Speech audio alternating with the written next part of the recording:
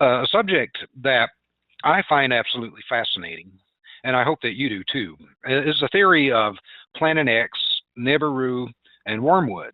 Now, as you know, in the Bible, wormwood is it's mentioned in the book of Revelations, actually, and it's a translation. I guess it is from it's from Greek. The Greek text is absinthos, and that translates into English as wormwood, and that's the English language version of the Bible. And there are other other languages have like Hebrew in the Old Testament, la'ana, which means curse, and that means the same thing in Arabic and Hebrew.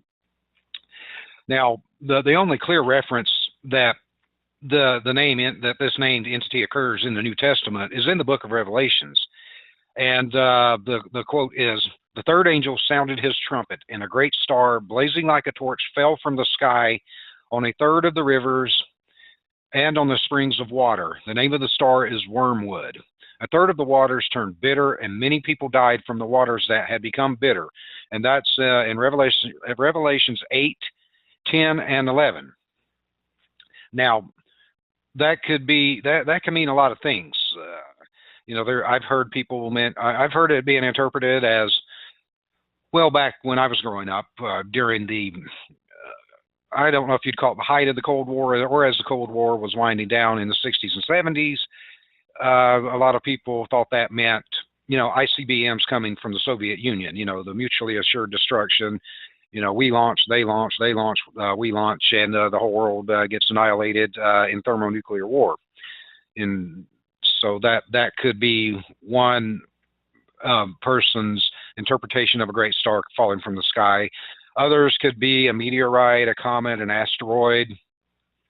Could be a spaceship, like a giant kamikaze spaceship. Who knows? There's a lot of different, and that can be interpreted in a lot of different ways. But something falling from the sky and turn the waters bitter doesn't necessarily mean. It could mean it poisoned the water. If you've seen the movies, and sometimes you wonder, has Hollywood been conditioning us with like the movies with the alien invasions and occupation of planet Earth, movies like Armageddon and Deep Impact, where these giant asteroids and comets basically were going to cause an extinction level event. And only in Hollywood could something like that be averted. In real life, I don't think so. And depending on your school of beliefs, no one knows who's right, no one knows who's wrong. Could have been created 6,000 years ago. The universe could be 6,000 years old, or it could be billions of years old. Who knows? Who knows what really wiped out the dinosaurs? The prevailing theory, and let me stress that word theory, is before they discovered the crater down in the Yucatan Peninsula, the prevailing belief was that they died from, I think, volcanic eruptions. And then the prevailing theory, once that giant crater had been discovered, was that an asteroid had hit the Earth some 65 million years ago, and that wiped out the dinosaurs. And all you got to do is look at the surface of the moon, and you can see it's been hit by a lot of things, or that could have been old volcanic eruptions. Who knows for sure what? None of us are really there to see it, so who knows what the truth is. But doing my research, I wanted to not use my speculation and observation because I dabble in astronomy because it's just fascinating to me. But anyways, I wanted to read through different publications and sites and try to find something that I would basically say would be compelling. And this one article I found is on a site called kRSchannel.com, and it says, "Does Planet Nibiru exist? And is Nibiru approaching?" We've all heard I don't know if we all have, but a lot of people have heard that this could be happening. But anyways, this is what they have to say about it. The new information on Nibiru is more mysterious than its own origins. Not too many people know the true details of Nibiru and why it exists in our solar system.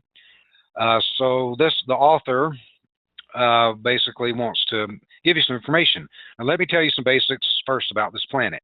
Planet Nibiru, which was referred by the Sumerians as Planet X, was supposedly the 12th planet in our solar system. And the true meaning of Planet Nibiru is planet of crossing. In the hydrophilic of the Sumerians and Egyptian, they talked about how Planet Nibiru had an elliptical orbit, as opposed to our normal horizontal orbit, and it took around 750,000 years to come between Mars and Jupiter. And when it did, it created devastation on all the planets during its flyby. Archaeologists Zachariah Sitchin and Burak Eldam also suggested that this planet, which looks a lot like CR-105 with the similar orbit. However, the crossing path of CR-105 is very different than Nibiru or Planet X. Nibiru's 80% of orbit lies much further from the Sun, where CR-105's orbit is 60% away from the Sun and 40% near the rest of the planets.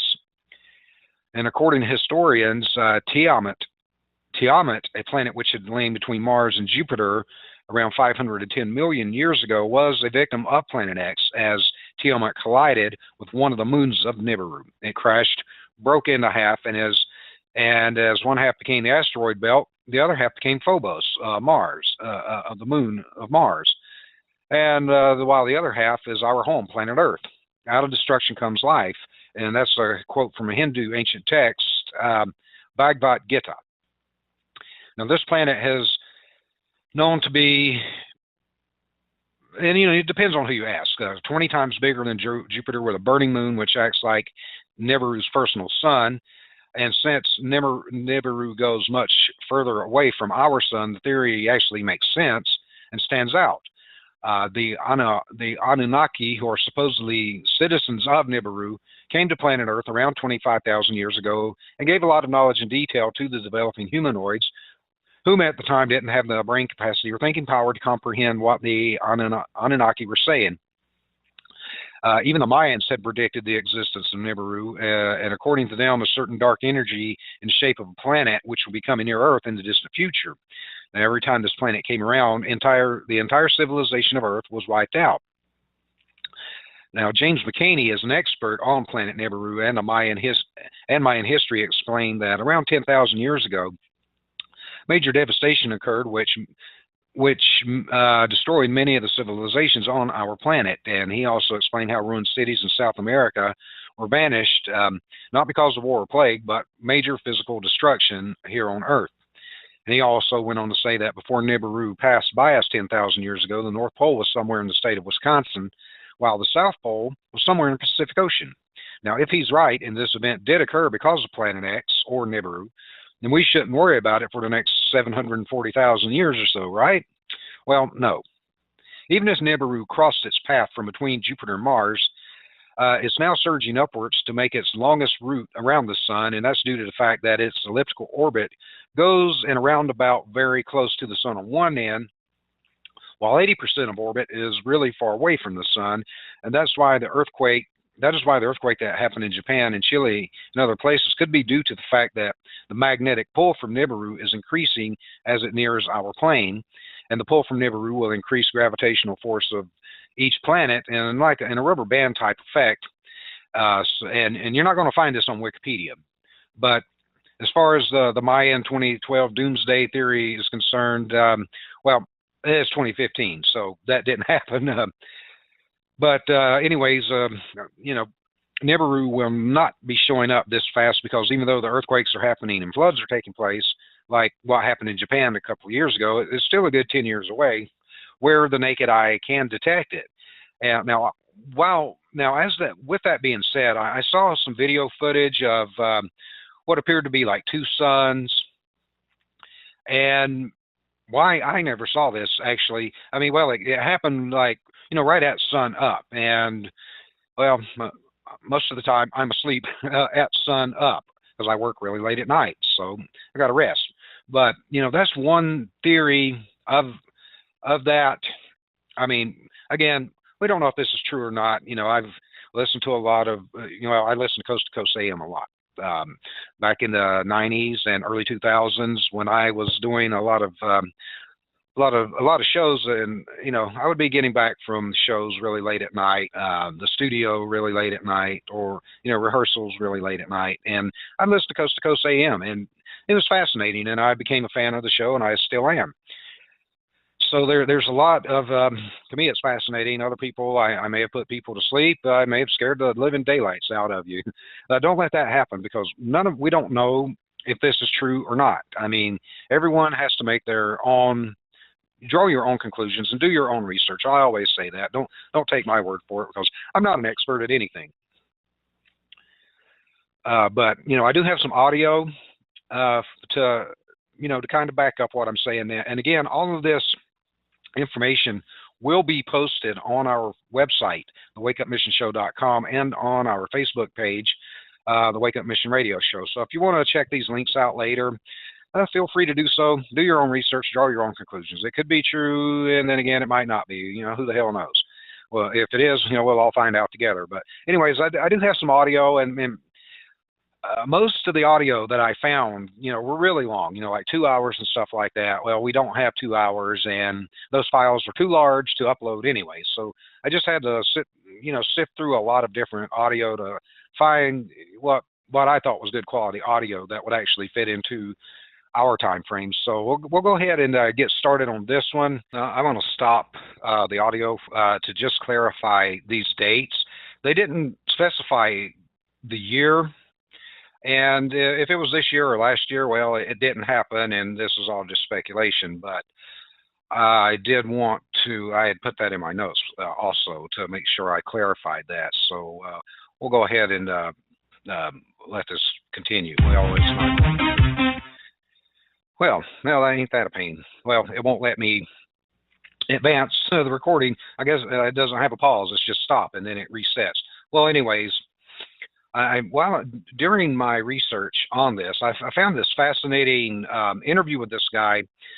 He lived in Puerto Rico, and he claimed to have been abducted by aliens, and they had given him a pretty dire warning. And I thought this was really fascinating. So let's go ahead and get to this one. Now this one is a little longer, and I'm going to go ahead and let this play. I'm not going to stop it because, well, we just saw what happened. Once it stops, it stops. It doesn't pause.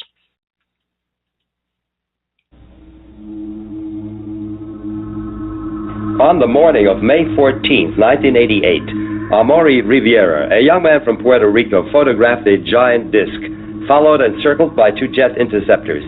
What makes the sensational pictures even more interesting is Riviera's claim that he had contact with the occupants of this UFO. Hello, my name is Amaury Rivera. I live in Puerto Rico, and back in 1988, I was working in a nightclub, and there was a musical group there. One of my cousins wanted me to photograph the musical group, and she loaned me a camera with some film. On my way back home, I encountered two small beings, two small strange men, which I didn't think were men from outer space. And they took me somewhere where there were other people besides myself, other human people, like from Puerto Rico, I guess. From here, another human being showed up. He claimed to be from a distant planet. He was dressed in black. He had a dark skin, but he was not a Negro. He had long black hair up to the shoulders, and he spoke to us with the mouth, verbally, and no telepathic speaking. He showed us various projections, which looked very real, the projections, and he informed us about a whole bunch of things that are even still incredible to me. Then they returned me to... What did this holographic projection show? The holographs were mainly, the first one that I can remember was like a short trip through space. We saw where he came from, where he's said to be from. We saw his people, we saw the houses that they used. And the second one was about a meteor or a rock falling to Earth in the near future, which is going to cause a lot of havoc in the world. This would fall, it's going to fall in very near the Caribbean, Puerto Rico, and those other small islands, but it's going to affect the whole world, not just Puerto Rico. The last one is that they projected. It was showing us how there was only going to be one government on the planet Earth. They'll be living on some sort of artificial island that's going to be floating in the middle of a dark, black, dirty sea. And then this man returned me to my car again and left me somewhere different from where the whole ordeal had started. Apparently, it took me with car and all.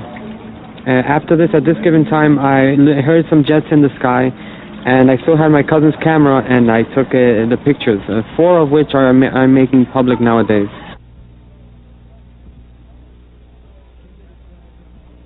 So the jets followed the UFO? Yes, it was. They seemed to be surveilling it. I only got to capture just one of the jets in the photograph, but there were 3 of them. Or maybe I got in one of the photos one, and in the second or third I got one of the other ones, because they would go around it very far away, and while this one was closer, and turn, very far, very far. And by the time this one was coming back, another one was turning over there. There was always one or the other close to the object, to the UFO. Jürgen Martin has carefully investigated this case. Rivera's case to me, it's a very special one and a very important one, because in Amaury's case, he was abducted and he was taken away by aliens. One of them was human-like, and 2 small creatures that they explained to him were some type of genetical or biological organic android that they made to do some chores outside so they don't have to risk themselves in our environment. That's what they explained to him, the so-called human alien that he saw in the craft. And it's important also because of the evidences that he has on the case, because when he was released, he had a camera with him, and he was able to take pictures of the object that apparently had abducted him, the craft, flying saucer type, and also of some jet fighters from the United States, excuse me, F-14 again. In most of these cases in the island, F-14s are involved with these situations of chasing and harassment and checking on these objects when they are seen in the different areas of the island. And he was able to get them in those pictures together. So this clearly, when you see those photographs, it's obvious that the government has been lying for many years, because there's the UFO there, and there's also the jet fighters dealing with the situation, which they denied for more than 4 years. It's there. Were you able to locate any other witnesses? That's what I was going to explain at this moment, Michael. The Amaury's case is also very important, because I have several people who apparently had been contacted by the same alien that abducted Amaury and the small ones that were with him in a separate fashion. They have nothing to do with Amaury's incident. This human-like alien, is contacting people all around the area of the southwest of Puerto Rico. I have people from the town of Yauco who seem to have been contacted by this man. I have this fisherman, Andres Maldonado, who I got in contact with Amaury, because he told me several things Amaury had told no one before, only I knew them, about the name of the alien and all the details that he was using to check on the people who really may have been in contact with the same being the night he was abducted, because there were about 14 other people there in the craft that night. And when Maldonado told me all this information that he couldn't know because he was not involved with the Amaury's case, I got them together. And at this moment I have about 3 different people who seem to have been in contact with the same alien. So they are doing something, and they are getting in contact with more and more people and preparing people for something. And this is very important, because all this corroborates Amaury's incident also. Other witnesses contacted Amaury himself. So far, between 1988 and 1992, I've been able to localize 7 of these people, because I've gone on different TV shows and different articles, and I've always been asking if anybody remembers anything similar happening to them, and that year, during that time, Mother's Day, to please get in touch with me. And I've gotten in touch with hundreds of people, but out of the hundreds, 7 definitely were there with me. I still have 7 to go. Maybe I'll never find them. Maybe they'll see this. You investigated the Rivera case, Colonel Stevens. What was your impression? Well, of course, Jorge Martin took me to meet Amaury Rivera shortly after I got there with a Mexican team to study some phenomena in Puerto Rico.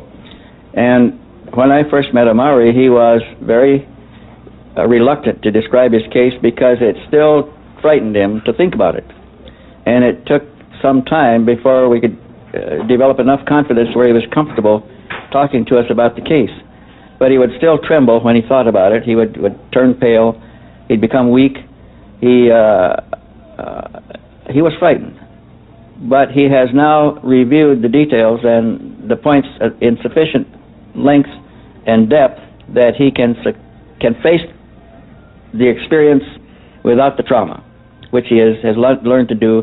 And today, or yesterday, we saw for the first time that he is able to manage his emotions well enough to describe that contact in considerable detail. You carefully analyzed the Rivera photographs. We took the pictures, yes. We took the pictures taken by Amaury Rivera to a NASA consultant facility in Scottsdale, where we put them through a computer analysis using latest state-of-the-art equipment. And we found that both the disc-shaped craft seen in the photographs and the aircraft are considerable distance from the camera, between 3 and 5 miles. We discovered that the jet fighter was moving and that the disc-shaped craft was moving relatively slow or not moving at all. We discovered that the ambient light conditions were correct in all respects. We were able to eliminate montages, paste-ups, reflections, models, all kinds of forms of technical manipulation of photographs, and we had to conclude that the pictures were real and that they were exactly as described by the witness when he took the photographs. Noch dazu wurde Amaury Rivera eingeschüchtert und unter Druck gesetzt, seine Fotos herauszugeben. Well, a short time after the incident, 3 men showed up at my home in Puerto Rico, and one of them stood in their car downstairs, and they claimed to be from CIA, and they handed me 2 pieces of paper, which I was so nervous I couldn't really read, but I remember seeing the letter CIA, which is the intelligence agency from the United States, and they said that it would be easier and better for me if I handed them the photographs and the negatives, but they did not say, what photographs or what negatives. They didn't specify, and I just told them that I did not know what they were talking about. And they said it would be easier because we have an order to register your house, to look through your house. And I said, well, go ahead, be my guest and look. And they looked, but they couldn't find them because I had hid them very well. Well, is this guy full of it, looking for his 15 minutes, or was he telling the truth? Well, who knows? He seems to be very convinced of his experience that it actually did happen. And if you want to see this, if you want to see this interview with him for yourself, then go to our website, thewakeupmissionshow.com, or our Facebook page, The Wake Up Mission Radio Show. All this information is posted there, and you can check it out for yourself and draw your own conclusions. But one thing I wanted to interject before we get back to Nibiru, I've seen, watching like Science Channel, Discovery, and what have you, what the shows with aliens, and they, one thing that most of the scientists do agree upon is, for long distance space travel, carbon-based organic life forms wouldn't fare too well unless, they had like some kind of faster, some way to travel long distances over short periods of time, like wormholes, faster than light, warp speed, whatever you want to call it. And that, artificial, if you want to call them robots, androids, or what have you, well, they had theorized that, when people talk about their experiences with abductions with the Greys, that the Greys aren't actually, they may be sentient life forms, but the Greys are actually these, like what this guy was explaining, the Greys are actually, like an artificial biomechanical life. So that I thought that was interesting when he mentioned that, when they said, they do like, menial tasks and chores that wouldn't be safe for a carbon-based organic life form. So, I just thought, oh, okay, that kind of connects those dots. And that's what we try to do here. And again, this is all just theory. Could be true, could not be. We don't know. None of us were there. But it's a fascinating subject. Well, for me anyway. So, when I, doing more research, I on this website called Inquisitor, This just happened back this past January. And it said that has science just admitted Planet X Nibiru exists? And believers say that the people that believe this, wholeheartedly, they think that full disclosure is coming. And we've been wrong about other things, but when you think about, like in the audio earlier where the guy was talking about, the DoD employees being told to get prepared to bug out, the underground tunnels, all that, it kind of ties in. Maybe Jade Helm was not, the cover story was it was going to be training for, dealing with domestic terrorism when it's actually dealing with a global cataclysm. I mean, we don't know. But anyways, from this article that John Thomas Didymus, I guess that's how you say that, Didymus. Well, anyways, he says that astronomers may have inadvertently revived the Planet X Nibiru conspiracy, because this dominated the internet a few years ago. It kind of kicked up when that meteorite, went hitting Russia a couple of years ago. Well, anyways, following a lot of the announcements by scientists of evidence that there are at least 2 planets larger than Earth in our solar system beyond Pluto, they say that the believers of this system, the Planet X Nibiru cataclysm believers, have been saying that their governments are preparing to disclose the truth to the masses.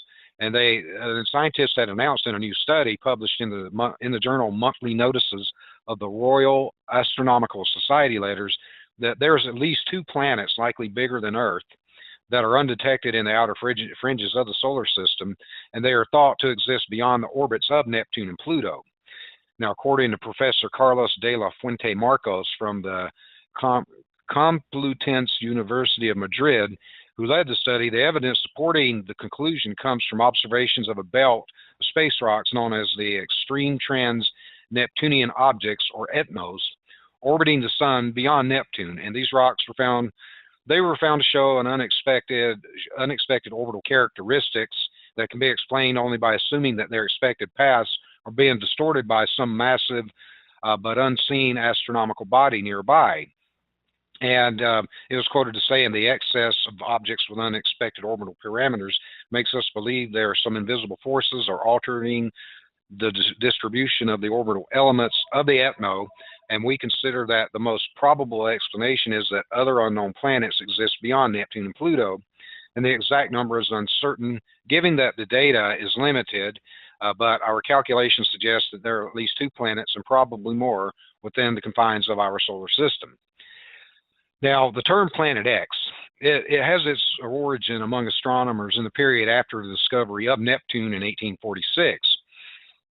After Neptune was discovered, several astronomers speculated that there might still be another planet beyond Neptune, and Percival Lowell proposed the Planet X hypothesis to explain observed irregularities in the orbits of Uranus and Neptune. Now, at first, the astronomers thought they had found Planet X when Pluto was discovered in 1930 by Clyde Tombaugh, but they soon realized that Pluto was too small to explain the observed effects on Uranus and Neptune, because these 2 planets are gas giants. They're not as large as Jupiter or Saturn, but they're a lot bigger than Earth. They're huge planets. Well, anyways, this realization sparked a renewed search for Planet X, and it was abandoned in the 90s after analysis of measurements of Neptune obtained from the Voyager 2 suggested that the inaccuracies in the estimation of the mass of Neptune could explain the observed inconsistencies in the Uranus orbit, and that they kind of just abandoned the hypothesis. But the discovery of hundreds of so-called trans-Neptunian objects, or TNOs, and most of which were identified as part of the Kuiper belt, consisting mainly of icy bodies with orbits similar to Pluto's, and it led Pluto to being demoted from the status of a planet to a dwarf planet and a member of the Kuiper belt. Well, I've actually heard this lady on Coast to Coast AM, Nancy Leader, and she's a fascinating interview.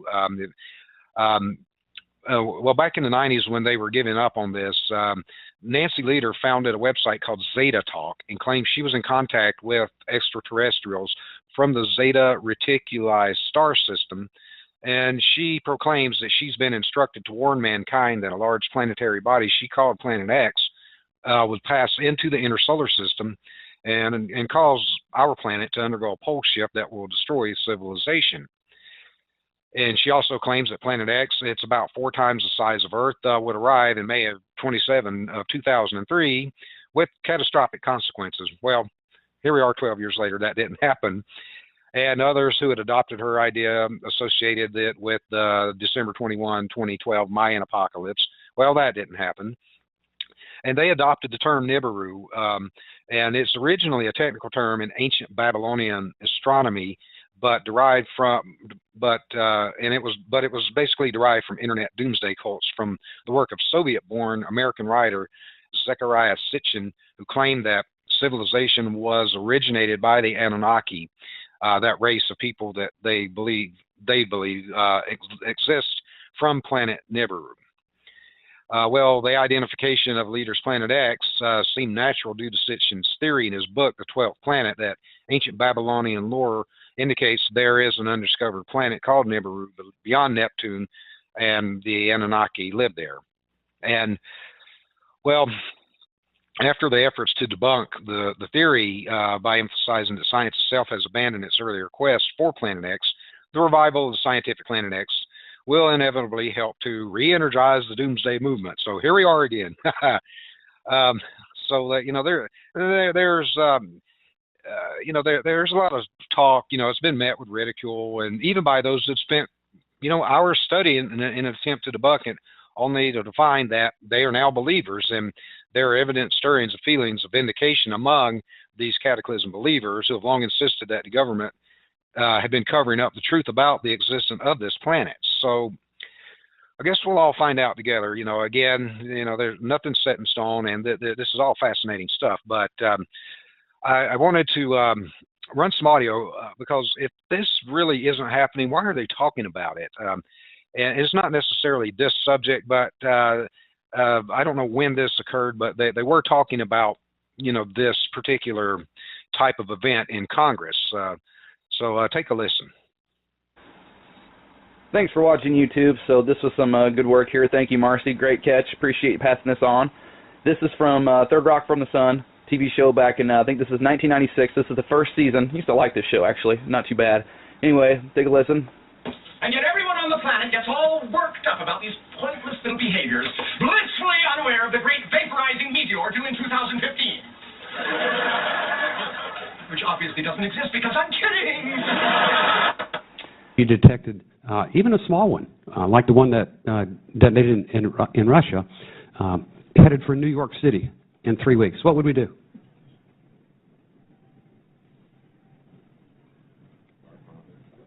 Bend over and what? No, Congressman, that is, I don't. Again, I have to go back to what I said before. These are very rare events. From the information that we have on asteroids that we've discovered of all sizes, we don't know of one that will threaten the population of the United States, in 3 weeks. And we are trying very diligently, as I said before, with the President's budget, to put ourselves in a position where we advance the technology such that 3 weeks will not be something that causes us to panic, because we will be able to respond. We are where we are today because, you all told us to do something, and between the administration and the Congress, the funding to do that did not. The bottom line is always, the funding did not come, and I don't care whose fault it is or if it's anybody's fault. We all know what we're facing today, and we're all sitting here today as the Congress and the administration try to figure out sequestration, something that never should have happened, nobody planned to happen, but we're facing it today. And so the answer to you is, if it's coming in 3 weeks, pray. And I second that motion from this gentleman. Be prepared, because, there's really no way to prove or disprove any of this. And it's a fascinating subject. There are thousands of, well, I don't know, but thousands may be a stretch, but there's a lot of hours of audio of this on YouTube. And I've got one other clip. I'm not going to play the whole thing. And it was said that it was from a NASA whistleblower. And a lot of it was more visual than audio, because they were showing like some underground tunnels and structures that had been built. But he does have some, some fairly legitimate information. So we'll play a few minutes of this. The panic and the havoc seen in the Russian Urals last winter when a meteor the size of a house exploded in the skies, well, we could be set for a repeat. Scientists say the huge rock might not have been flying solo as first thought, but rather as part of a group of asteroids which still pose a threat to Earth. RT's Lindsay France now joining me live to tell us more about this. Lindsay, good to see you. Oh gosh, let the panic begin. But before we get into what could be what some are already calling the buddies of this asteroid that came down earlier this year, can you remind us exactly what happened back in February? Yeah, that's right, Rory. Who can forget the asteroid on the 15th of February hit around 9:20 local time. An 11,000-ton rock, 18 meters wide, crashed into Chelyabinsk, of course, the mountains that separate Europe and Asia. We've got some sound of what the Russian dash camera, so widely used in this country, actually caught that very important morning, February 15th. Let's listen to what we've got.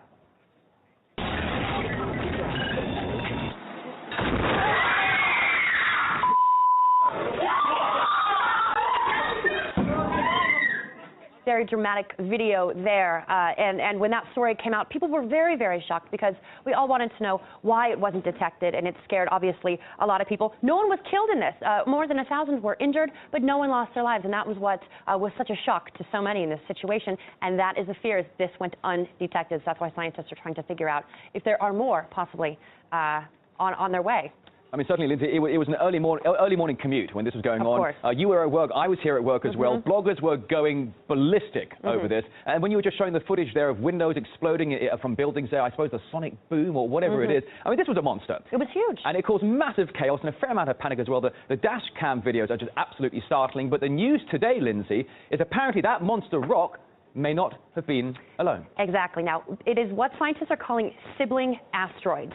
And here's how it works. So as I mentioned, the asteroid went undetected, obviously frightening everyone. And so what scientists did is they ran billions of simulations to find sibling asteroids that may have been on a similar orbital path to the one that hit in Chelyabinsk. Look at that. It's just astonishing. And what they found is nearly 20 different asteroids that are on the similar path. They span between 5 and 200 meters across, and they could one day follow their sibling to Earth if scientists, if they are actually following this asteroid on its similar path. Now, scientists do think it broke up, the large asteroid itself broke up about 40,000 years ago, creating all of these other rocks that are floating through space. But don't panic just yet, because scientists do also say that they haven't gotten a good 2-year chunk of time to monitor these asteroids. They've only gotten a very... And they just keep going on about that. Now, the research that I did about Nibiru and wormwood were, these could, one thing that one of the main consensuses that I found was that it has a lot of, Nibiru or wormwood has a lot of junk floating around with it. It's not coming by itself if it is. And, these asteroid events that periodically occur. I mean, if you think back, the Tunguska event, I mean, that was almost, that was around 100 years ago. And that was pretty gnarly and massive. It hit out in Siberia. Well, 100 years in geologic and space-time, that's like a blink of an eye. But anyways, one of the theories of wormwood is there is an entire solar system, which some people who believe in Nibiru has its own sun and other planets and moons coming with it, and that's going to pass through our solar system. And there could be a lot of disruption if this actually did happen. It could, well, change the face of the solar system and could wipe out planet Earth. I mean, look at the asteroid belt and the Kuiper belt. Could that be evidence from earlier collisions with the wormwood event or the Nibiru event? Was the asteroid belt actually a planet at one time? Was the Kuiper belt a full planet at one time? You have to think about all these things. And, like we were all up in arms about Jade Helm 15, that could have just been an exercise, like I mentioned earlier, in a cover story. Like Mars, there's theories that Mars has already been colonized. Could at one time Mars have had, civilization? I mean, just a few weeks ago they, kind of came out and said that, well, we found water on Mars. well, at one time, was Mars like Earth? Did civilization exist there? And since we're obviously, have been told that we're aiming to go back to Mars, could it be to recolonize Mars and figure out a way to do some type of terraforming to make it a habitable planet? Because it may, Earth might be in the crosshairs of Planet X Nibiru. Who knows? I mean, all of this, it's all just, theory, conjecture. It could be factual. It just could be a bunch of nut jobs. But anyways, we are coming up to the top of the hour, and this type of subject. I could do a month of shows on this, but we don't have time. We have to move on. So again, go to our website and check out the information for yourself. So that kind of concludes this first hour, and I hope you enjoyed it. I think it's fascinating, but we're going to take a break, and then in a few minutes we'll have our guest for today, Randy Shannon, on. So stay tuned. I'm real happy to announce our guest, Randy Shannon, is on with us. She's a network marketer, health consultant, libertarian activist, radio talk show host on a real radio station, the Fox affiliate AM 1050 Talk on Our American Cafe, with a really big audience one day, and we aspire to have that one day. So anyways, the beautiful and the vivacious Randy Shannon. Randy, are you there? I am here, and I'm so glad to be here. A lot of people say it, but I genuinely mean it. So I really I love you, and I love Shalene, and it's just, you guys are like home. This is the family that I love. You're my kind of people. So well, I genuinely mean that mutual. From my heart. Yes. Well, so, it's mutual. Thank you. Oh, thank you. Thank you. That first hour, I got on maybe 10, 15 minutes before it was over, and I was listening, and gosh, everything that was said is so critically important for everyone to know. But, there is another side, because we are still here, and we still got to make the best of what we got while we're in it. And, right. Yes, and so I found myself, I've really been in this walk for quite a long time, and my grandfather, he's probably 98 years or something. He's right around there right now. And so when I tell you from the time I was a small child, I remember his prayer, and I remember him telling me about the different things that would be coming. And, you guys have talked about Nibiru, et cetera. And, he told me these things when I was a small child. I'm 47 years old now. And, so when I talk to him today, he's still around. And, that's cool. Yeah, he listens to all kinds of late night radio shows. He can't really see too much anymore. He's basically blind for all intents and purposes. And he's a World War II vet. He had dysentery, so it still battles him today. He still has repercussions from that. He nearly lost his life. Wow. I like to tell a story. When cigarettes used to still be cigarettes, now they're all very chemical laden. But when he was a smoker, as a young man, he was a bombardier on the airplanes when he was in the war, and he said one time they had to do an emergency landing in one of these countries where cannibals were on the ground, and so they made their emergency landing, and they were instantly surrounded by cannibals, and everyone was thinking it's over, except for my grandfather, who was very calm, and he knew he had the Lord on his side, and back in those days they had the white T-shirts, and they would roll up their pack of cigarettes in their sleeve. Right, so right. And so he said, if this is it, this is it. And he takes the cigarettes out, and he actually passes them around to some of the cannibals. And everybody was smoking. Nobody could communicate to each other, but he gave the peace offering. And they all stood there and smoked, and the cannibals did not eat them. He's still alive today. Wow, that's scarier than actually the bombing raid. That sounds like maybe Papua New Guinea. Was that where they? Yes, that's where he was. You're educated on that. Awesome. That's exactly where he was. So yeah, that may actually have been where he got the dysentery too. I'm not sure. It could have been, and I don't know if still to this day if that's still practiced there, but there's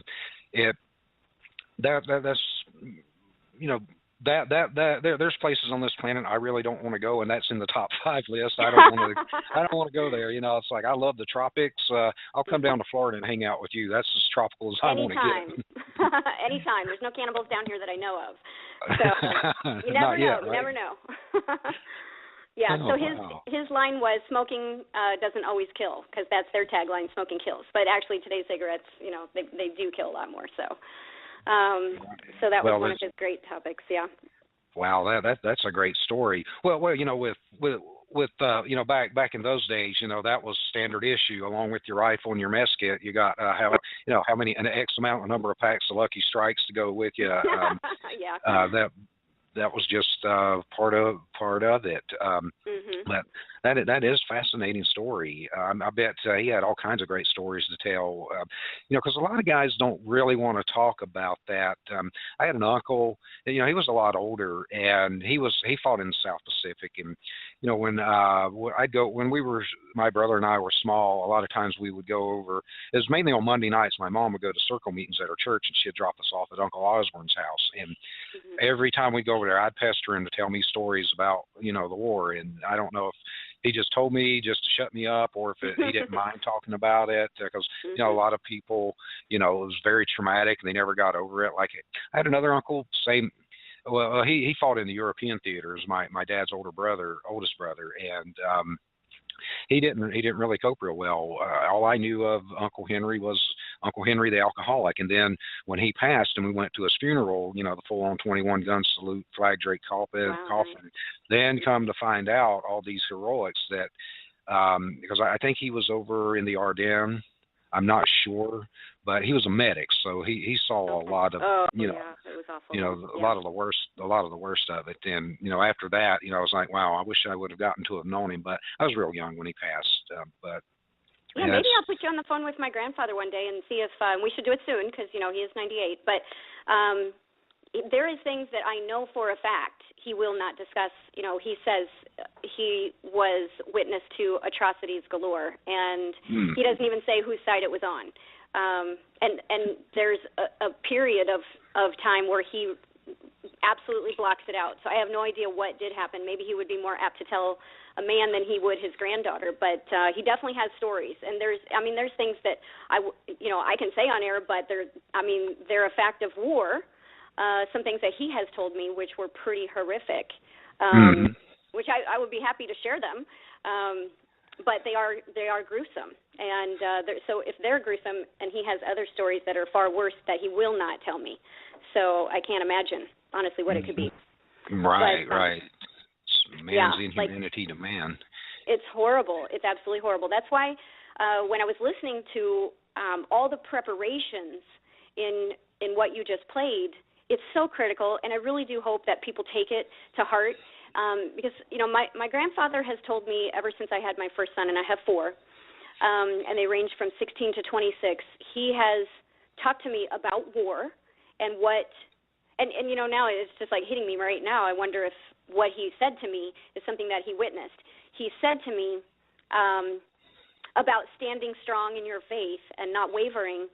What if you saw the enemy taking your child, and he would say this when my sons were just infants, and hung them upside down and were torturing them in their genitals. So it makes me wonder if that's what he witnessed as well, that he's not telling me about. But he wanted to make sure that I would be unwavering, because we will see the worst of the worst.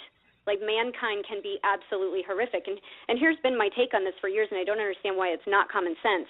If we send our boys over to these other countries, and we have, not we, because I don't claim this, but when they go over there and they are causing damage, killing innocent life, et cetera, and our government has told us they are the enemy, what is to stop them from when they come over here and their government told them, oh, we're the enemy? I mean, we have been made out to be the enemy to the world. So do we think that they're going to be any kinder to us the day they show up on our soil, which, hey, they're probably already on our soil according to the numbers of people that Obama's let in this country. I know, right? Yeah, and I think they're just waiting. Literally, the gym I go to, I point out a couple of the guys in the gym to my sons and to their friends, and I call them, I say, you see that guy over there? He's Al-Qaeda. Like, I literally point guys out that I think the moment that they got their heads all wrapped up in the turban, they would pass for that. And they are working out and working out and working out, and they're unsociable. So they could be it. They could be preparing, and they will wreak havoc. And I think that they're already walking amongst us, to be honest. I'm with you. I mean, the the immigration system as a whole, but in particular, the southern border has gone unchecked for so many years that there's no telling who has come over here. I mean, when you look back historically, like within the past century, our government, and you can attribute it to the Albert Pike letters if you believe that, the elite, the Illuminati, Bilderberg Group, Trilateral Commission, the usual suspects as to why they want to let this happen and have our country become infiltrated with these types of people. I mean, the CIA and our government has been meddling in the affairs of these other countries for, almost 100 years now. No wonder a lot of them are pissed off. I would be pissed off too if there was somebody That's why I from don't another understand. country. Yeah, why does anybody still send their son or daughter off to the military right now? Pull back and then they have nothing. I mean, but you and I, we do our best, but we're still not getting to the masses. So then there's all these other radio shows that pop up, which is great, and then there's the Fox affiliate one that we do on Saturday mornings. So we do talk about it, but honestly, two people on that show have already been visited by the feds. So like we have to be. It's not that we don't believe everything that, like you and I can say on this program that we can't say on the other one because they get visited by the feds. So they do have their squashers of the truth. They're out there. I can attest to this. No, trust me, I know. It's like, freedom of speech, that's an illusion. I mean, I know. It is an illusion. Yeah. I spent 6 months in the L.A. County Gulag system for First and Second Amendment issues. So trust me, hon, I lived it. I know. Yeah. And I didn't even do anything, in this day and age, especially with the passage of the Patriot Act, you don't have to do or say anything. All it takes is for somebody to accuse you of doing something. And, what we were taught in school, that whole innocent until proven guilty, that's a total crock. The onus is on you to prove your innocence. You're guilty until proven innocent. And that's just the fact of life. I mean, we've got the largest prison population on the planet. And, there's a lot of, scumbags that deserve to be in prison, but I firmly believe there are a lot of innocent people that are in prison. Oh, I do too. It's sad. For bogus reasons or complete fabrications and lies, and you can tie it into the prison for profit industry too. But there's a political aspect outside of the money aspect of it as well. And it's like your granddad says, you can't waver from your faith because whether you believe we're in the end zone of the end times or not, I mean, just look around with, and when you think about the Bible, a book that was written, how long ago, and everything that was written in that book, you see it playing out in real life when you walk out your front door. Mm-hmm. Exactly.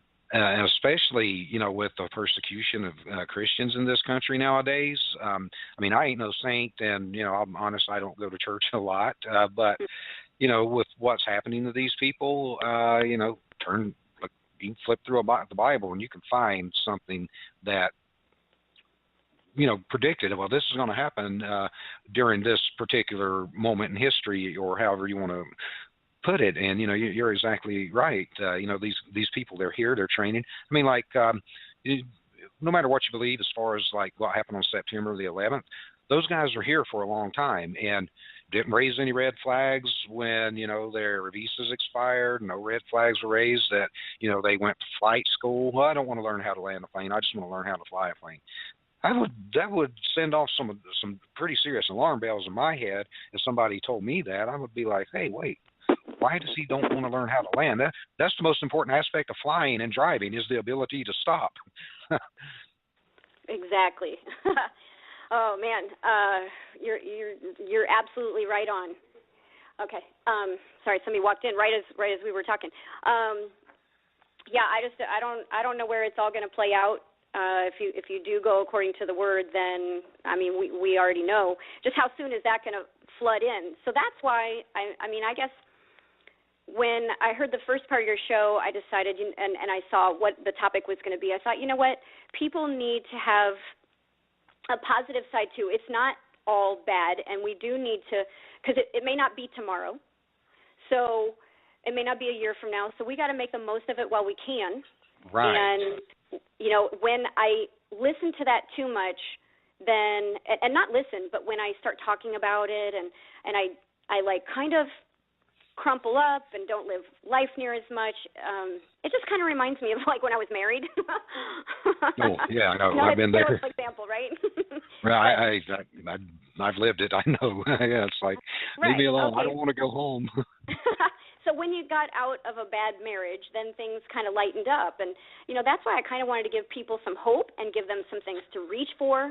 And Right. you did an awesome job laying that all out.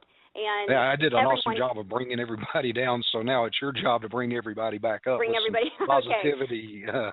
Well, every single move that we make, it counts in one way or another. You know, and think about it. You are only as strong as your commitments. Think about the relationships, your business relationships, you know, churches, whatever it is. So for starters, let's just use the Bible as an example. So in John, and I never really talk Bible, but there's a couple of things. I heard this message, and I wanted to kind of relay it. In John 6:50, it says, "This is the bread which cometh down from heaven, that a man may eat thereof and not die." So there's commitment. That's what he's basically saying. Do this, not going to die. There's commitment. All things pertaining to life and godliness for sinners of every nation. I don't really like to say sinners because, you know, it says that he doesn't interact with the dark. So who repent and believe in him will not die, period. So there's the commitment. The church is only as strong as the commitment. The stronger you are, the more committed you are. If you go to the church and you don't commit, you have no right to expect anything. Maybe. It's kind of like a bank account, and you can't withdraw out of the bank account if you don't deposit, right? So if we don't commit, then you can't receive. So your commitment will set free the blessings that you are having on hold right now. And that can be, you know, I'm relating it to the church right now, but I'm going to relate it to everything else here in a minute. So in John, now this is what struck me. I'd never seen this before. John 6:66. Interesting, right? 6:66 right there. Okay. So you go to that verse in Scripture, and many of his disciples went back and walked no more with him. That's what it says. So in 6:50, he talked about commitment. Do this, and we're committed. But in 6:66, a bunch of them left, and they had no more commitment. And so he lost those. Those were the quitters, the non-committers, etc. So then in John 6:67, he says to the last 12, "Will ye also go away?" In other words, he's not changing his ways. It's his way or the highway. It's going to be done right even if he's the last man standing. So he's saying, hey, you going to go too? If so, that's fine. Go, because I'm not going to change. He's not going to change his standards, and we can't change our standards either. So you're either with it or get off the train. So then in John 6:68, Simon Peter answered him back and said, "To whom shall we go?" And basically in translation, that means you're the best, there's none better. So now let's relate that to life. Not that that's not, but I'm just saying. That is talking about commitment. I'm not going to change my standards. You're either with me or get the hell out of the way. And I probably shouldn't use that word when I'm talking Scripture, but that's the bottom line. With me or get out of the way. So we all want the best. We want the best commitments. We want the best standards. We want the best relationships. We want the best quality of life, especially in the times that we're in. So what do we do with it? We put this into life now, like in our relationships right now, in our businesses now, or our job, or about just being a great American and standing now. What do we see all over in the politics? We see a bunch of weasels, a bunch of spineless, worthless criminals not standing. What do we see at the county level? What do we see in the banks? This is all we see is just low, worthless, spineless, standard, non-committing types of people. And we have to interact with that all day long. I literally, Randy, which in case the audience didn't get it, there's two Randys on today. I know. Right? So that's just a good thing right there. I know. We got the coolest names. Exactly. So I wake up literally happy every single day. And then I go out into the world, and then I run into all these people that are sleepers. They don't care. They just put out the lowest, most minimal effort all around me.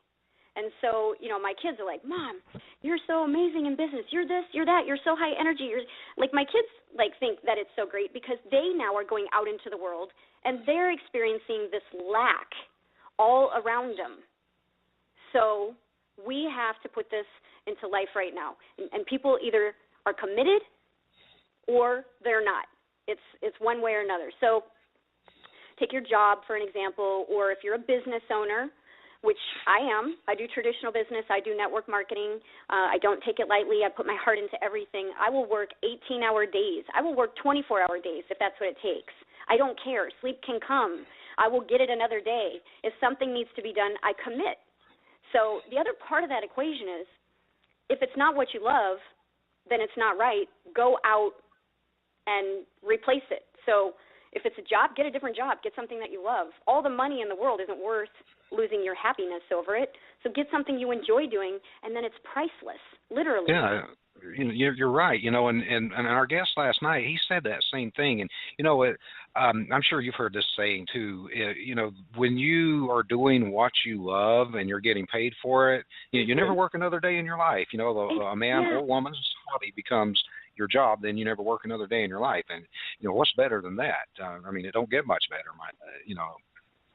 I so agree. So I could take on some other projects right now, but they don't taste good to me in the sense that I don't see myself being happy taking on some of these other projects. In the last week, I was asked to invest in something. I'm not hopping on that because I can't see feeling really good about it. And even if it made me a bunch of money, what I would lose was far greater. I would have to be worrying about tracking my money. I'd have to be worrying about what's flying out the door the wrong way. I can't do those kinds of things. Or if I know that there's a project that I could take on that could be extremely lucrative, but I'm dealing with flaky people who are not reliable, then it's not worth the headache to me, and I won't touch it, or I will back out of it. I don't blame you, and this is something that has been drummed into my head and yours too. I'm sure when we first got involved in this type of work that we do, because we don't do just a radio show here. We've got a business. You're not only branding a product or a service or a company or selling a product, service, or company. You're branding yourself, and you're branding and you're selling yourself with the product and service. And if it's not something that you would be proud to represent, why would you want to do that? Why would you want to recruit, like, say, a friend into that if it's not something you're committed to or you believe in or you see the value in? Why would you do that? Exactly. So, if you're not in a job that you don't love, or you're not a business owner of something that you love, get rid of that and you will relieve all that stress that you're dealing with right now. Start something of your own. You guys are involved in stuff, I'm involved in stuff, and it's fulfilling and it's happy. It's not that there isn't days that don't have stress, but okay, so now let's move into the other, which we kind of touched on, relationships. Is it all it can be? Are you giving it your all? If not, start right now. You liked that person at one time, so if it's if it's repairable, repair it.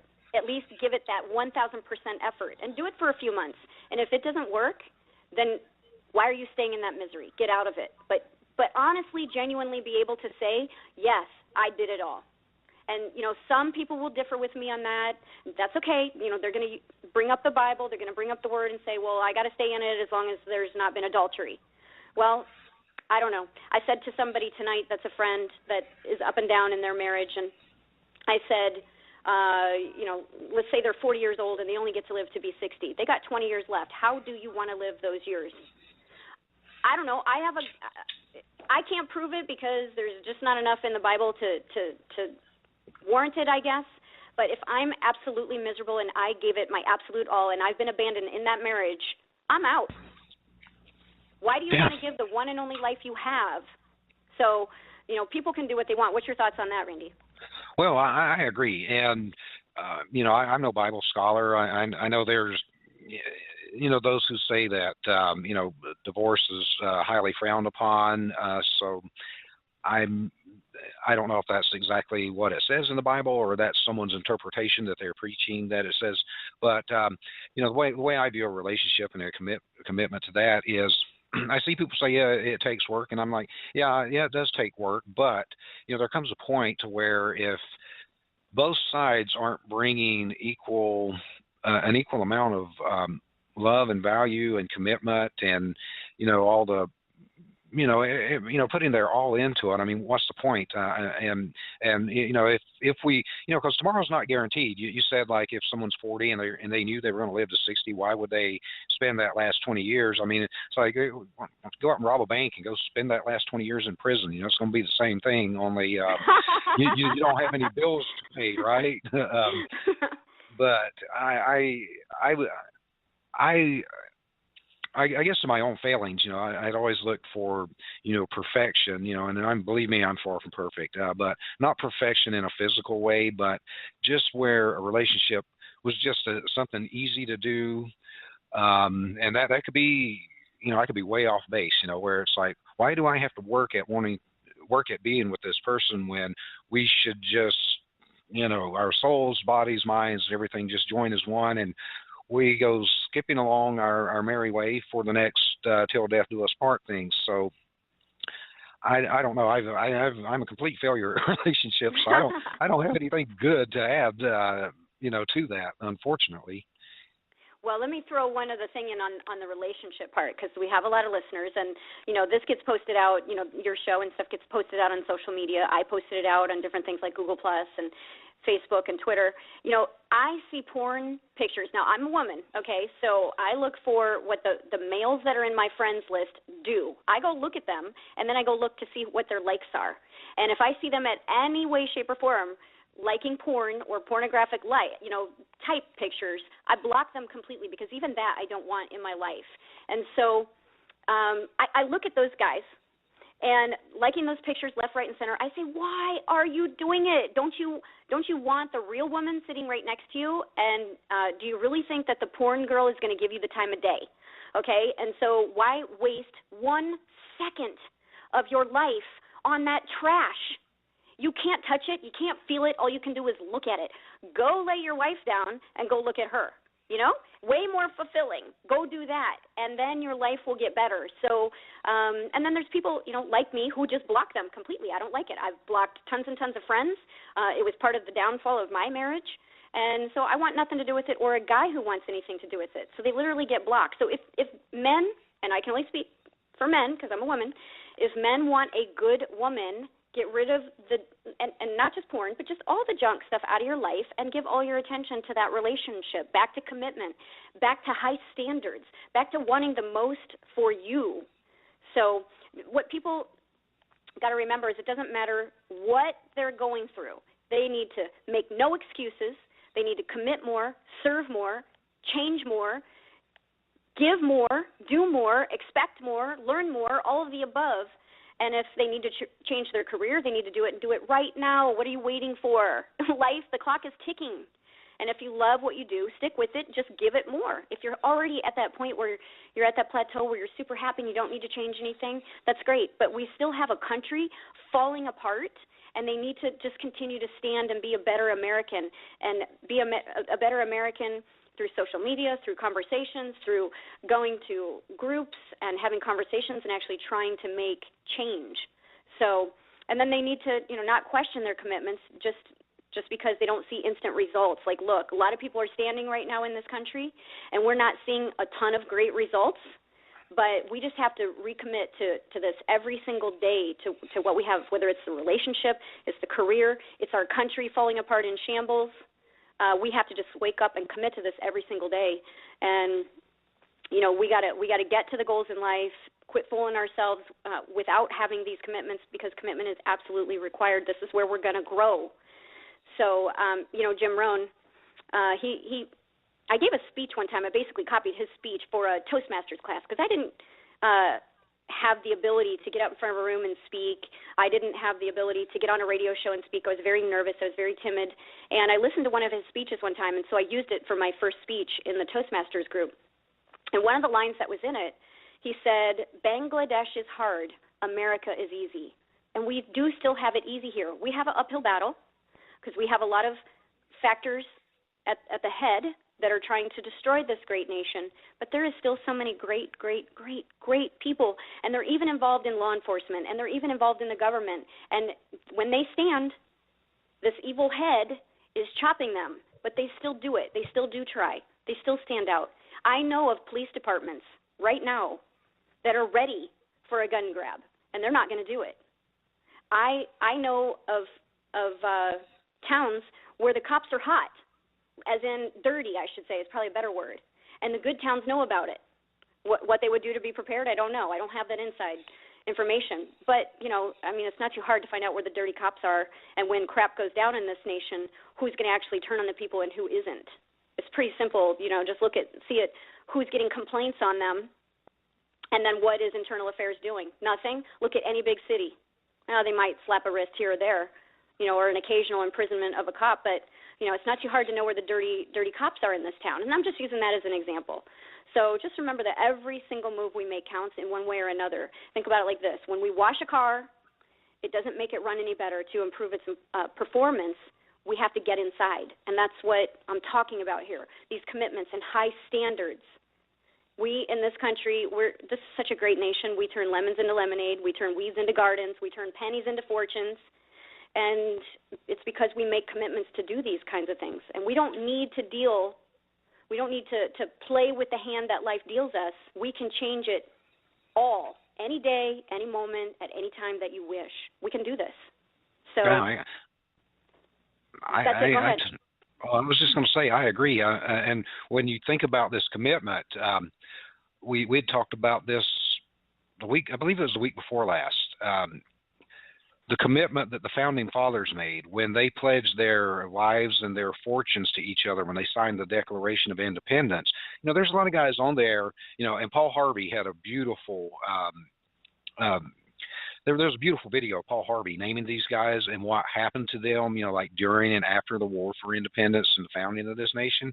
And I mean, you know, we know like John Hancock and George Washington, but there's a lot of other guys on there that probably, you know, you would have never heard of had Paul Harvey not mentioned them. And these guys, a lot of them ended up, you know, penniless, broke, because they made that commitment, and their sacrifice gave us this country. And even not even just those guys that signed that document, but, you know, I got into an argument with this guy online. This is stupid. I don't want to spend too much time on it, but it was about the gas tax in North Carolina. And I was like, well, hey, you know, fight tyranny, drive 30 miles to South Carolina, and, you know, gas is 30 cents a gallon cheaper, and and this way you are self-defunding the DMV.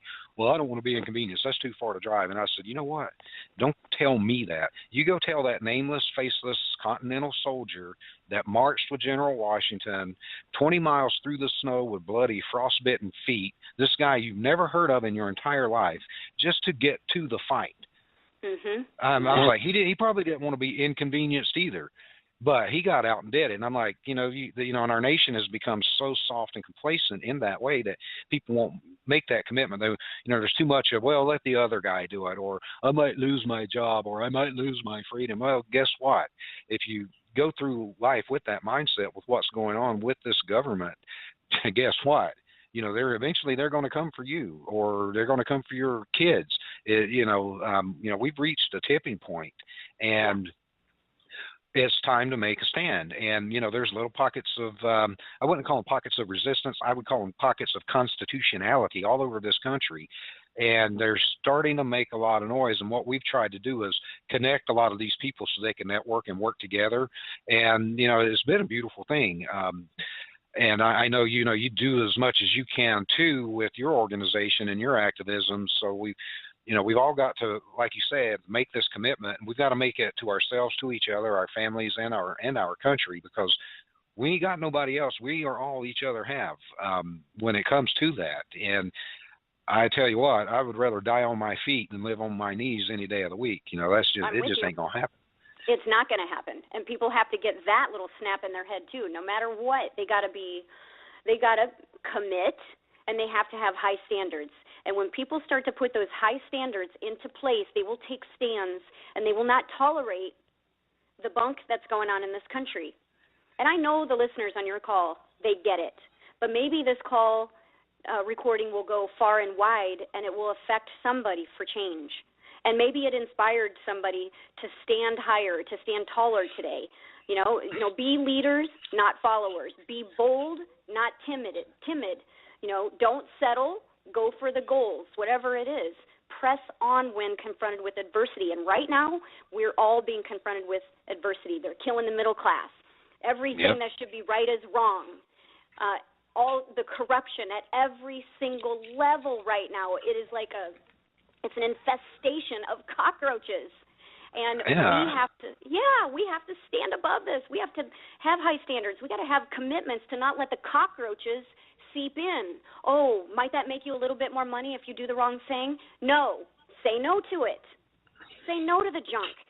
Don't get so immersed in the sports that you forget what's going on around the country. Don't be willing to give up your rights so easily. Every time I fly, I opt out. I don't want the molestation pat down, but I also don't want the x-ray, so I inconvenience them. At least that's the twist I have going on in my brain for while they're patting me down. And I always talk to those people and say, this is a violation of my Bill of Rights, right? I say these things to them. And, I've had TSA agents, look, it's a job, it's a paycheck for them. And this is where people need to stand. I wish all TSA would walk off the job, but that won't happen because they're getting a paycheck. But I've had TSA agents say to me, as they're patting me down and they've heard me out, they say, yeah.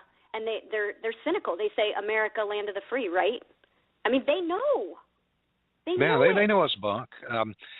And it makes you wonder, like with, Stalin's secret police, the Stasi of East Germany, the Gestapo, if a lot of these people were the same way, they're like going, I really don't want to be here. I don't want to do this, but it's a paycheck. Or if I don't do this, I'll get shot. And, I've opted out, period. We were talking, last night we were talking about this. I used to love to fly. And so did Shalene. I mean, it was great. And, it was the most efficient way to get from California to North Carolina and back to see my family. And after September the 11th, I just hate it. And I will drive unless I absolutely have to. I will not fly, period. And that's just it. I will drive, ride my motorcycle, whatever, to get from A to B. The only time I'll fly is if I've got to be somewhere that's way far away and I don't have a lot of time. But otherwise, screw it. I'm driving. I'm not even going to deal with that. Yeah, I've taken more road trips. I went back to the Midwest 2 times just to Iowa, and I drove them. And that's like almost 24 hours each way. I don't want to do that when I can fly in 5 hours, but I did it to avoid the molestation. I hate it that bad that I would rather put myself in the car for 24 hours and lose the sleep than fly. So I'm like you. Prior to, probably the last year that I flew a lot was right around 2008 and 9. And I flew a lot. I mean, every month I was on at least 1 or 2 flights for business. And I just completely cut it off in 2010. And it's like what you said. It's a rare, rare, rare moment if I fly. Cannot stand it. Because I don't want to go through it. A lot of these people are so rude. They treat you like you're absolute trash. And an opt-out is like a nightmare. They take your stuff away from you when rule number 1 is you're not to be separated from your stuff. So I argue with them all the time on that. And, they look at me like, oh, and I've had an agent, a TSA agent, say that. Oh, we got a troublemaker over here. I'm like, no, I'm not a troublemaker. You're separating me from my stuff. Don't you hear it on the speaker? Never be separated from your stuff. So it takes people to stand. And, every time I fly, and you tell me, Randy, when you opt out, are you not the only one around opting out? I never see anyone opt out. No, everyone's just going through like it's like an assembly line at a factory, right? Yeah. And and it's kind of like it was some credit card commercial that used to come on a couple of years ago. Everybody, and they're playing that. There's some factory music that used to be played in a cartoon. I don't know the name of it. I'm not even going to try to hum it, but everybody's playing with a credit card. No, I want to hear that. I can't remember it all. Something like that, right? Well, all these people are going through the line to pay for their coffee with their credit card, right? And then the one schlub shows up with cash, and everything stops, and everybody's pissed off at this guy because he's paying in cash instead of a credit card. And we've talked about the cashless society for a long time, and not for a long time, but a lot on the show, right? And, that's the one guy, the troublemaker, the individual who is using legal tender as opposed to, swiping a piece of plastic through an electronic scanner that the government can trace. Oh, well, so-and-so bought a cup of coffee with creamer and sugar at 8 o'clock in the morning at the 7-Eleven, whereas, the guy paying in cash, they don't have a record of, well, this guy bought a large cup of coffee with half and half and sweet and low at the 7-Eleven at 8:01. They don't have the record of that, and it's and it's propaganda. I'm looking at that going, I'm paying in cash. To hell with it. And there's all sorts of ways to opt out, all sorts of ways to fight back. And we were talking about this. It's like. Chris Rock, I don't really like that guy. I think he's an ass. But one thing he said that I agree with is we don't pay taxes. They take taxes. Well, if the entire country, if you're paid on like a W-2, file exempt, you will immediately defund the federal government. If everyone filed exempt, no income taxes are being taken out of them. What the hell are they going to do? Throw us all in jail? I don't think so. Right. It's called standing together. You're absolutely right. Like, I don't know if you saw it yesterday, but I wrote a letter to what was the restaurant? Olive Garden. They sent me a coupon to come into the restaurant because, clearly I haven't been there in a long time. And this is what I wrote them. I said, we stopped eating your genetically modified food a while back.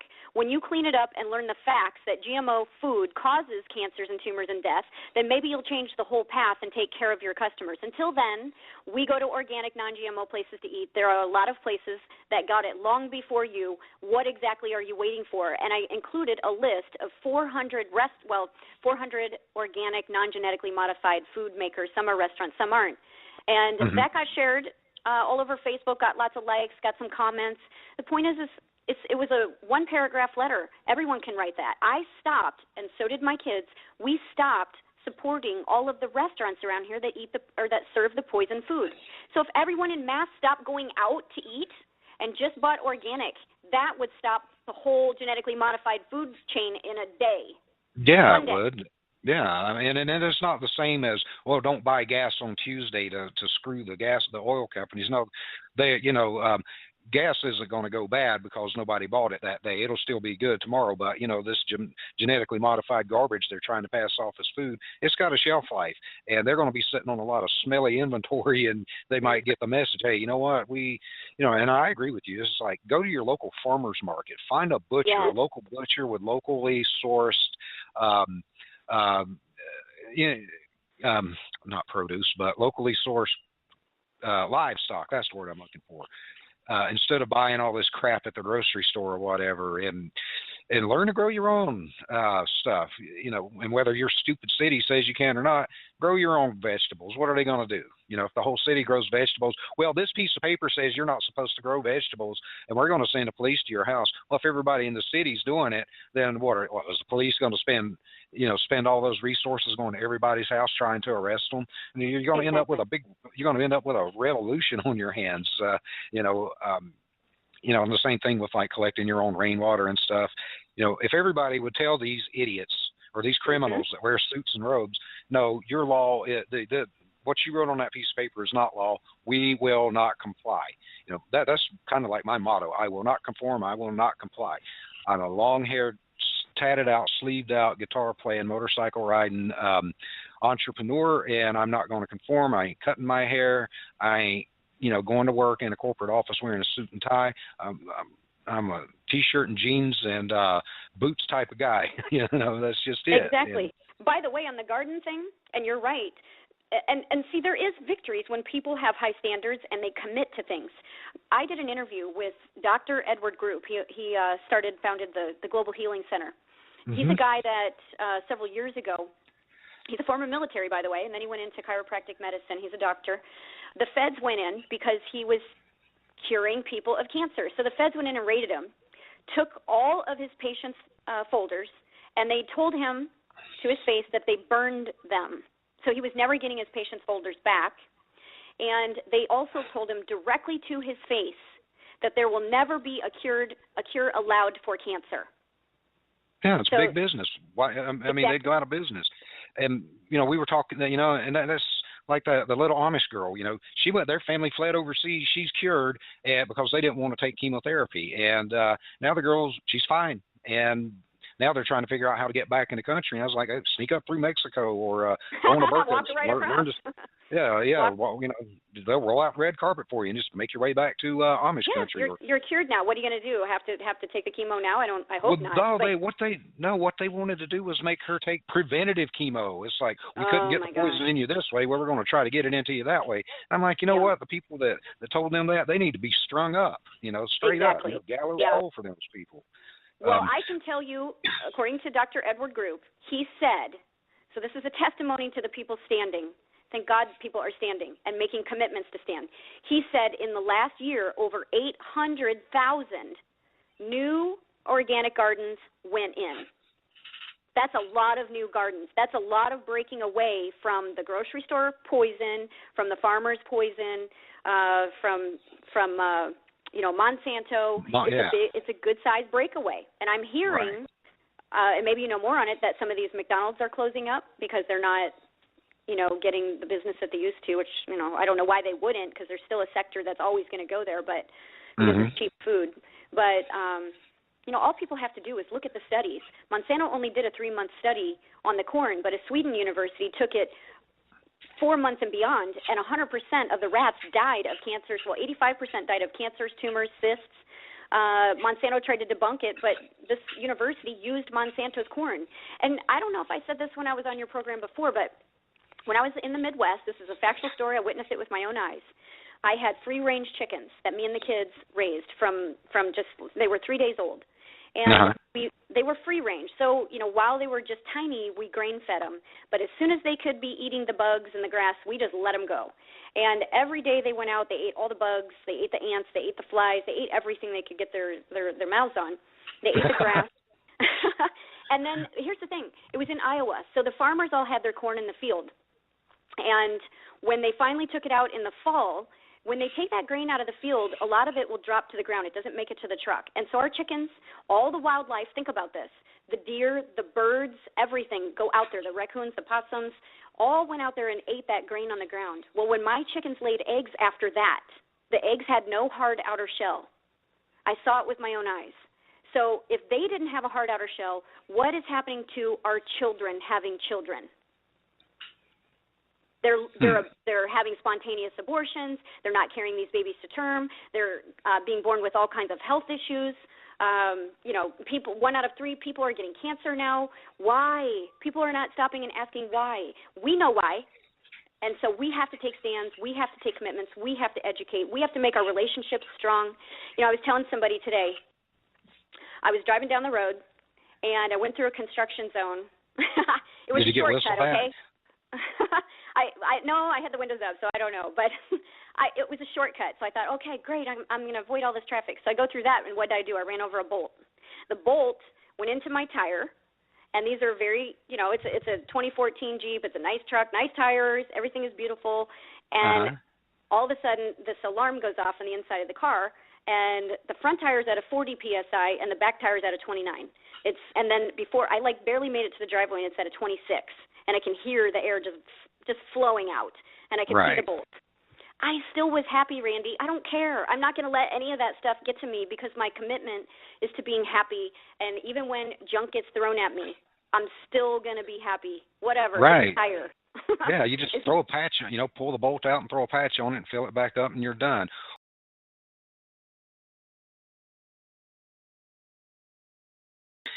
A subject that I find absolutely fascinating, and I hope that you do too, is the theory of Planet X, Nibiru, and wormwood. Now, as you know, in the Bible, wormwood is it's mentioned in the book of Revelations, actually, and it's a translation. I guess it's from Greek. The Greek text is absinthos, and that translates into English as wormwood, and that's the English language version of the Bible. And there are other languages have like Hebrew in the Old Testament, la'ana, which means curse, and that means the same thing in Arabic and Hebrew.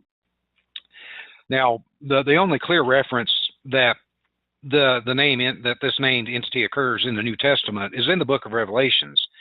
And the quote is, "The third angel sounded his trumpet, and a great star, blazing like a torch, fell from the sky on a third of the rivers and on the springs of water. The name of the star is Wormwood. A third of the waters turned bitter, and many people died from the waters that had become bitter. And that's in Revelations 8, 10, and 11. Now, that could be that can mean a lot of things. I've heard I've heard it being interpreted as, well, back when I was growing up, during the I don't know if you'd call it the height of the Cold War, or as the Cold War was winding down in the 60s and 70s.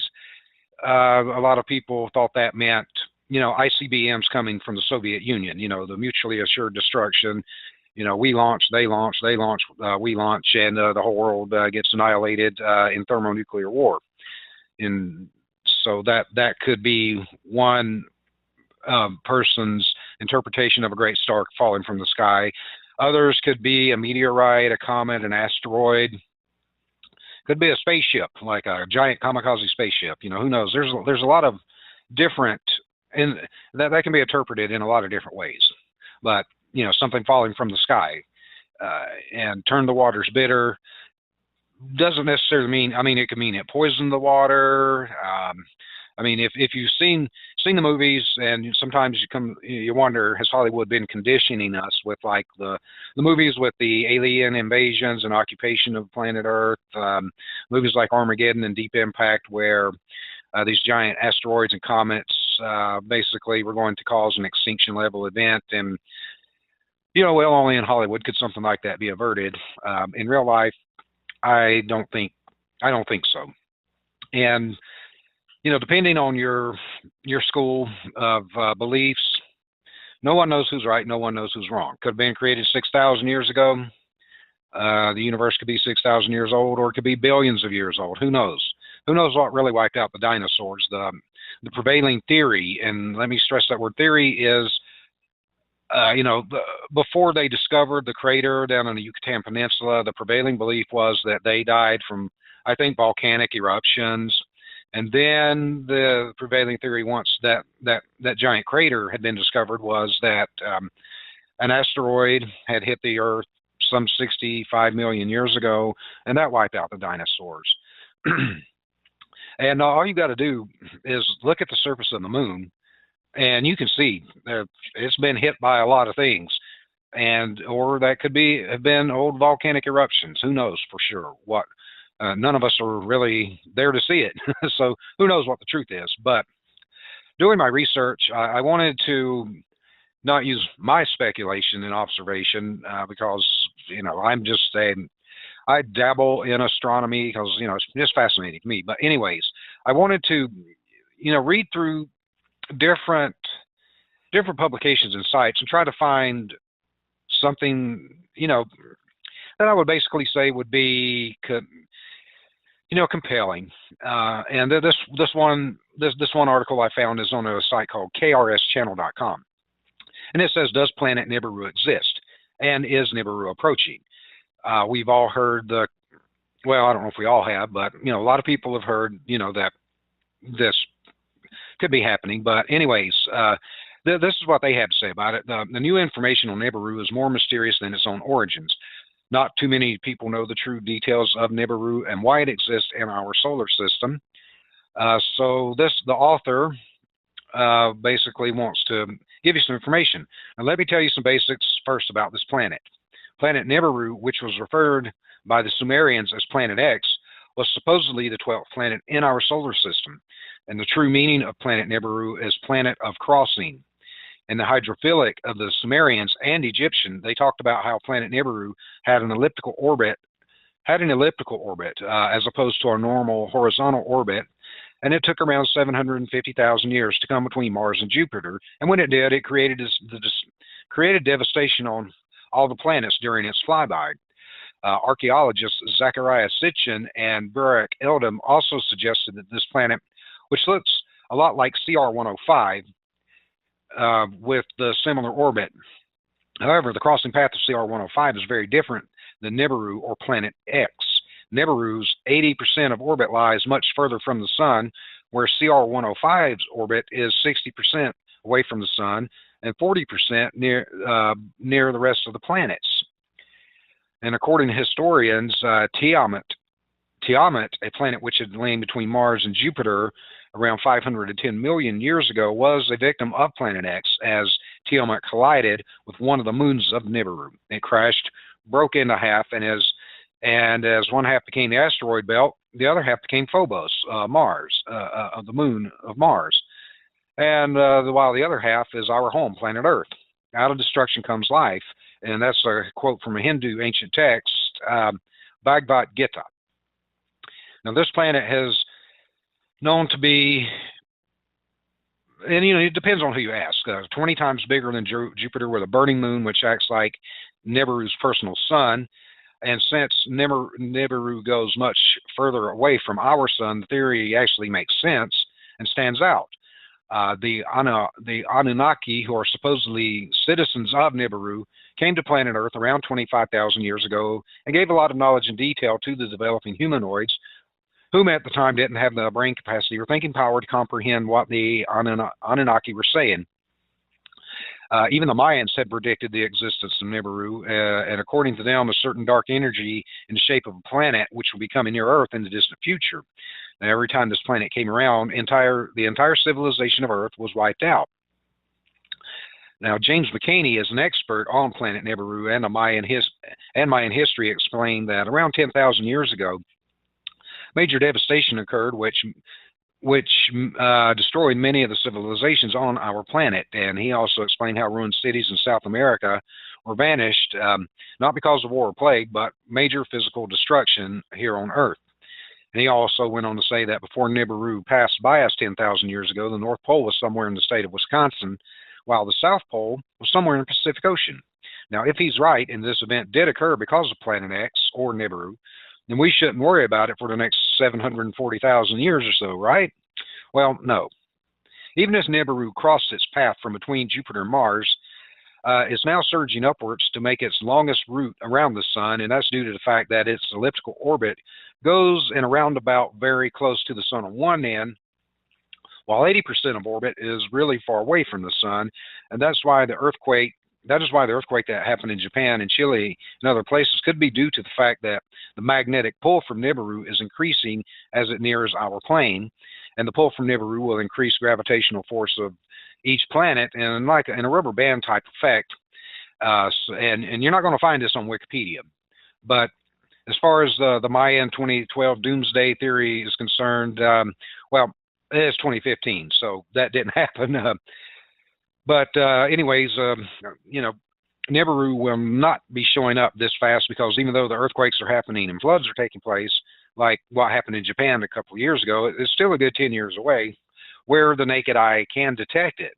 And with that being said, I saw some video footage of what appeared to be like two suns.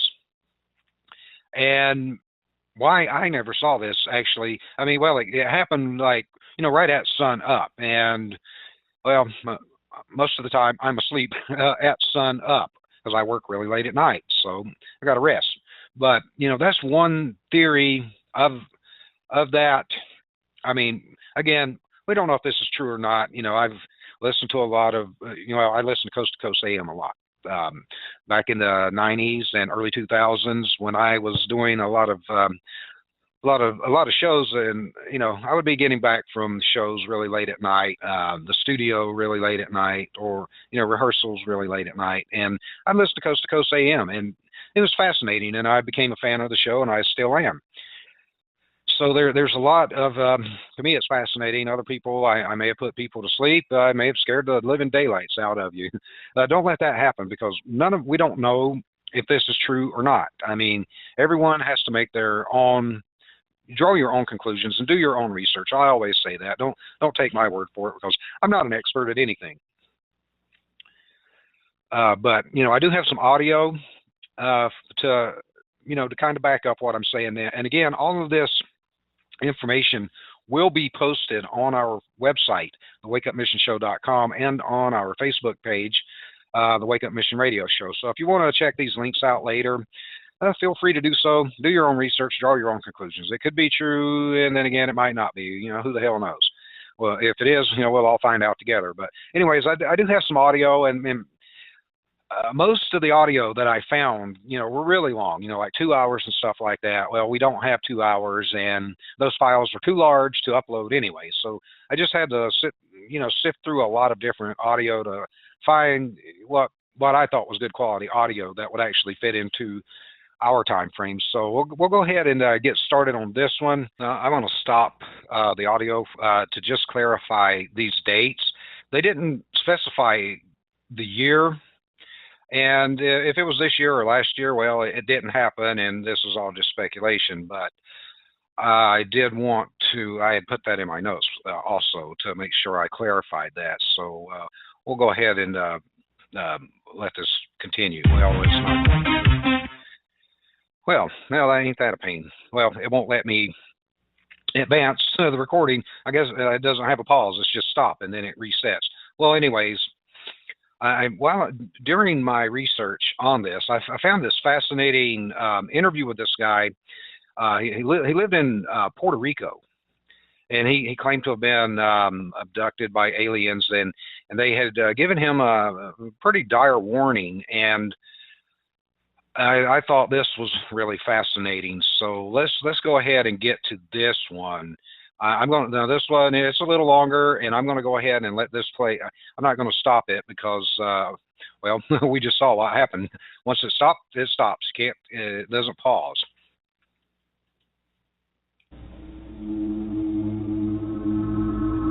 On the morning of May 14th, 1988, Amaury Riviera, a young man from Puerto Rico, photographed a giant disk, followed and circled by 2 jet interceptors.